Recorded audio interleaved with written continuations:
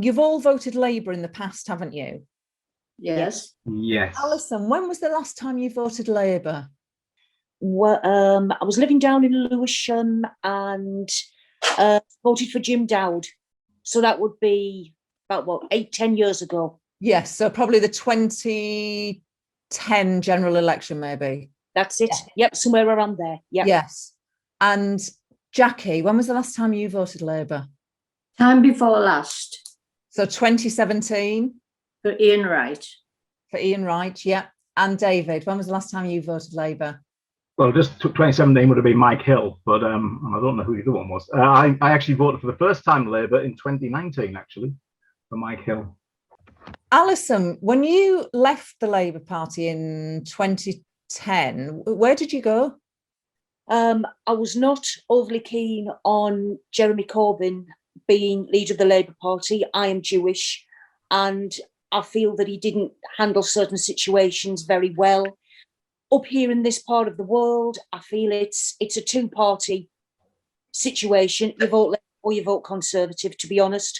And I couldn't find it in my heart of hearts to vote for him. Did you vote for Conservative? You voted Conservative? I did, yes, sorry. Yes. 2017 and 2019. Jackie, the Labour Party lost you last time in 2019. Where did you go? I went for Brexit. I couldn't bring myself to vote for the Conservatives, and I wasn't keen on the candidate that we had for the Labour Party. So I made a calculated decision to vote for the chap for Brexit, who I thought was extremely well educated, and I thought he would have represented this town very well. And David, you voted Labour for the first time. First time in my life, yeah, incredibly, in yeah. 2019. So what did you vote in 2017, just to put this in context? Probably would have been Conservatives. I've probably been a Conservative voter most of my life, but it depends. I'm probably really more middle. As Alison said, most of these things are either Conservative or Labour, so I probably generally voted Conservative. So I voted Labour because I thought I was in 19, because I was so shocked at what Boris Johnson was doing in terms of democracy, proroguing of Parliament, not talking to the government. Well, his government, his cabinet were not talking to anybody else. Him and Cummings were running the roost. So I thought democracy was failing desperately. So I couldn't possibly support the Conservatives anymore.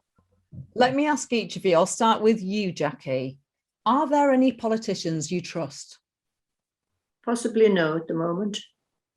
Same question to you, Alison. Any politicians you trust?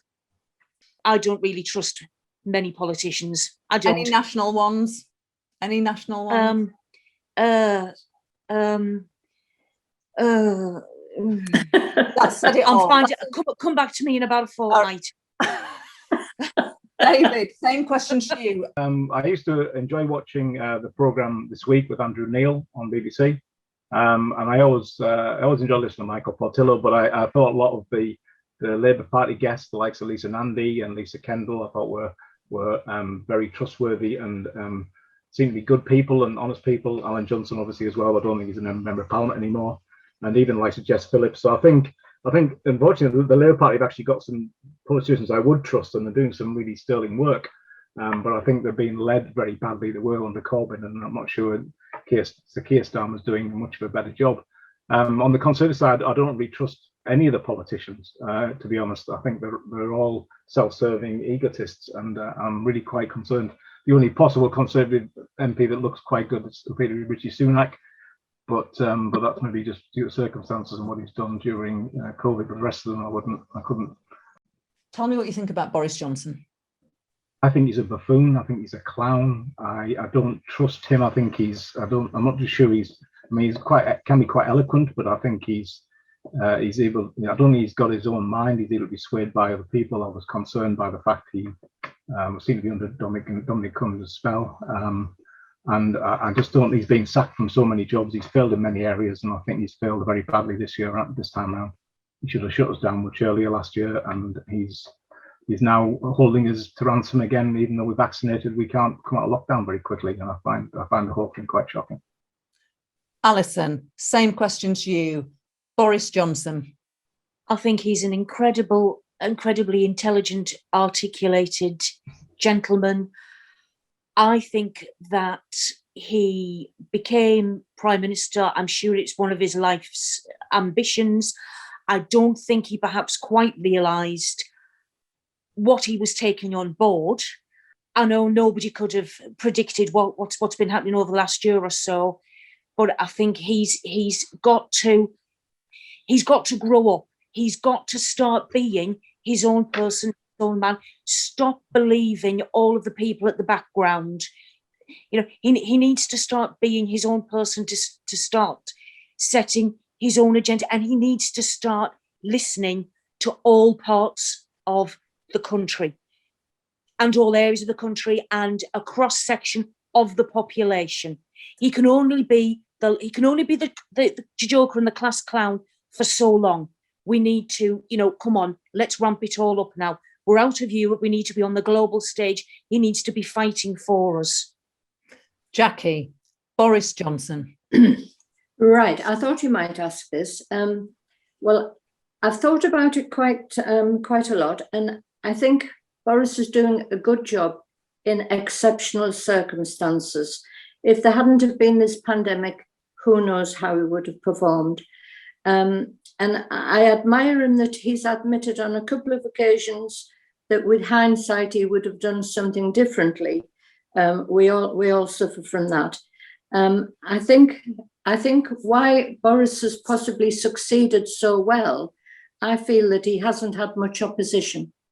I'm pleased to see that he's getting out and about and going around the country, which I think is good. Very clear. I am going to start with you, Jackie. Tell me about Keir Starmer. Well, we have a different one here. I think Keir Starmer is a good, solid politician, and that's what the country needs in these times. But I don't think he has many people to back him up. I would like to think that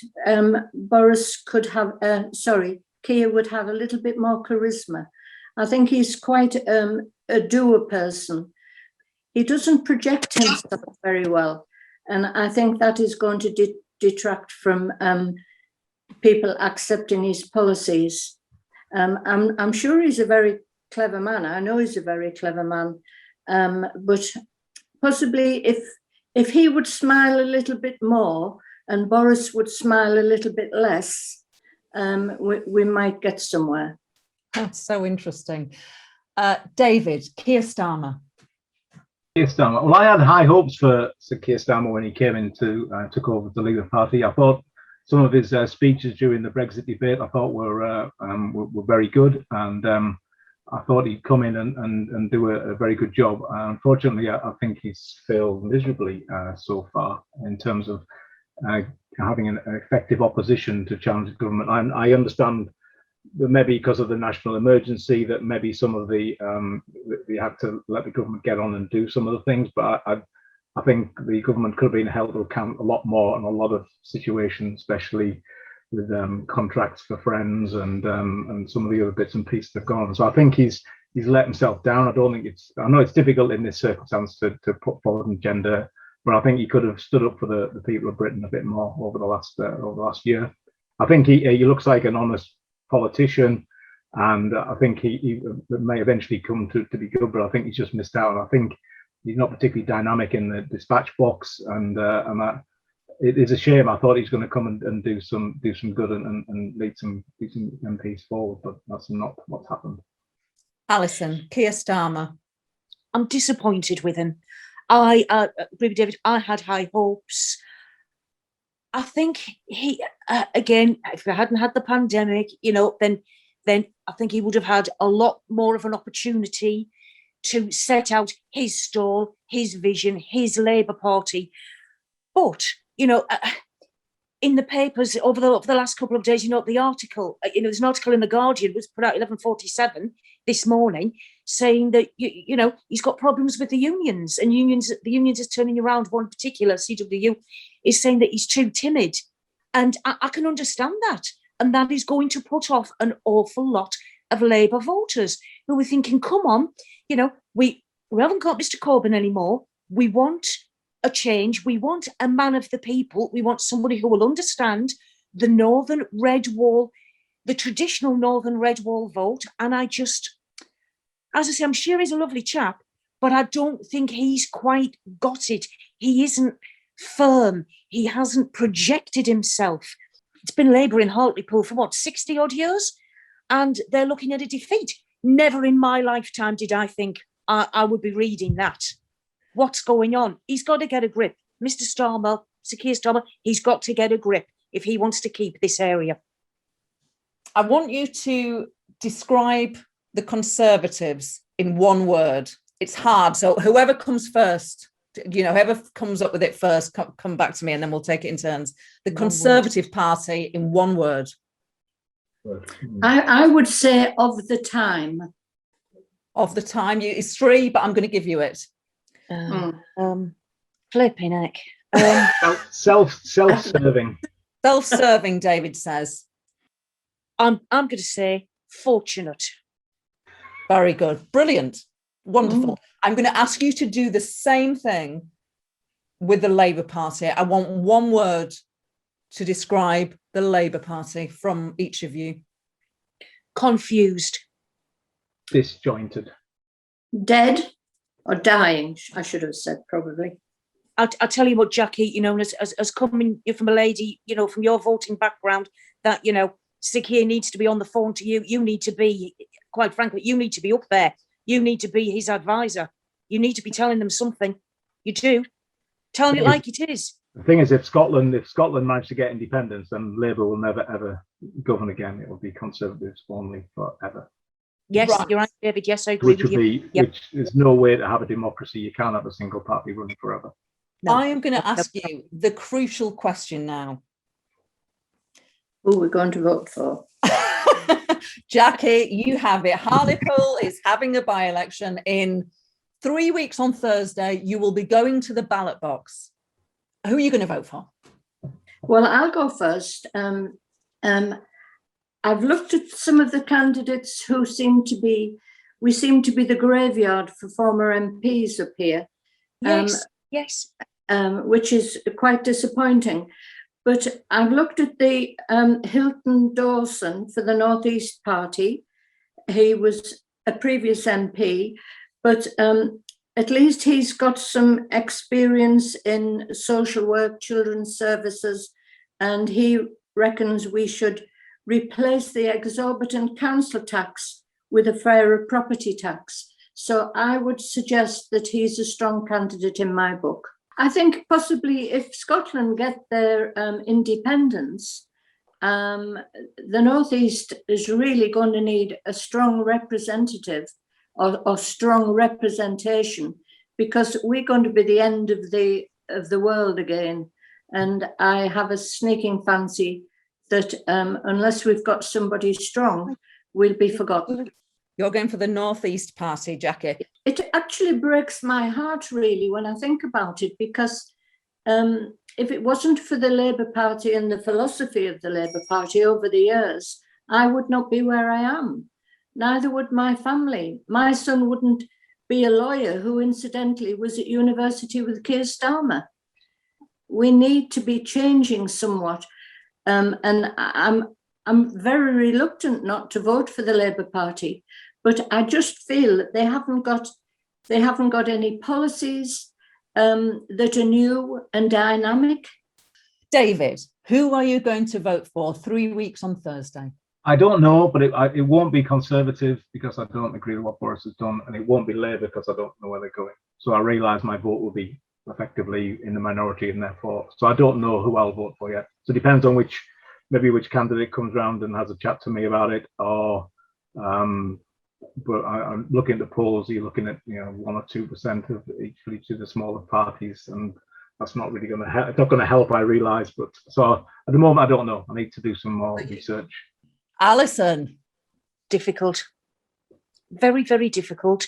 But you've asked me the question, Glory, so I'm going to answer. Other parts of Teesside with a Conservative MP seem to be reaping the benefits in terms of jobs, in terms of investment. I mean, flipping out, there was an article in The Guardian a couple of weeks ago about how Stockton High Street, is that the future? And I'm thinking, flipping heck, why are we not having this about Hartlepool? The Treasury, bits of the Treasury are going to Darlington. There's investment over the water from us in Redcar, whatever. What have they all got in common? They've all got a Conservative representative. For this by-election, it breaks my heart, and my dad, God rest his soul, will be spinning in his grave, and I'm sorry, Dad, but I'm going to vote Conservative this time. Whether that happens at the next general election, let's wait and see. Alison, you've been a very good spokesman for the Conservative Party. I might actually change my mind there. I think what you said. I think it's the best argument I've had to vote Conservative. And what I would also like to say at this point is, what will be very interesting will be what the percentage turnout is. Because Hartlepool normally gets, 59, 60% turnout for a general election. I know it was bigger for the Brexit referendum. Yeah. I think that will also be a key, the percentage turnout. Alison, you will vote Conservative this time, and you voted Conservative last time too at the general. Yes, I did, but because I wasn't a supporter of Jeremy Corbyn, and I didn't think he'd be a good Prime Minister. And you're sticking. And Jackie, you're going to vote for the North Eastern Party, and last time you voted Brexit Party, and you're now going to vote for the North Eastern Party. And David, you voted Labour last time for the first time in your life. You're normally a Conservative voter, normally, and this time you're undecided. I'm undecided, but Alison's actually may have convinced me to vote Conservative. It's tactical voting, David, believe me. No, absolutely. It's pure tactical voting. I've had to tactical vote all my life, generally, anyway. So this is another key one. Probably. This is coming from head rather than heart. Well, I mean, you honestly, Alison, you're moving votes on this. So lovely to meet you. You have been the best focus group that I could possibly have wished for. Thank you for taking part. Really, not at all. You're very kind. You're brilliant. You taught me a lot today about Hartlepool. Thank you, all of you. Come up to Hartlepool. Come and see how brilliant we are.